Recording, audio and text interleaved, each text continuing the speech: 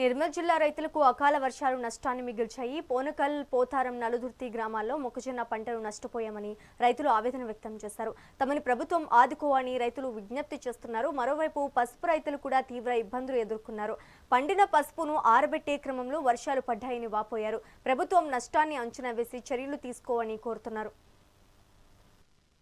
పోతారం గ్రామం, మామిడ మండలం, నిర్మల్ డిస్టిక్. రాత్రి ఈదులు గాలులకు పడ్డ వర్షానికి మక్క చేన్లు ఇలా నీళ్ళ పాలైనాయి. ఈ సంవత్సరము క్రాపు బాగా వస్తుంది, మామిడి చెట్టు మంచి పూత వచ్చింది అనుకున్నాం. ఈ రాళ్ళ వర్షానికి, రాత్రి పడ్డ రాళ్ళ వర్షానికి మామిడి పూత కూడా రాలిపోయింది. అంతేకాకుండా ఉడకబెట్టిన పసుపు కళ్ళల పైన తడడం జరిగింది. దీనికి సంబంధించిన అధికారులు కొంచెం శ్రద్ధ తీసుకొని మన క్లస్టర్ లెవెల్లో, మండల్ లెవెల్లో ఏఈ కానీ ఏఈఓ కానీ దీన్ని కొంచెం విచారించి ఆర్థిక నష్టం వచ్చేలా చర్యలు తీసుకోగలరు. పై అధికారులకు కూడా తెలియజేయగలరు.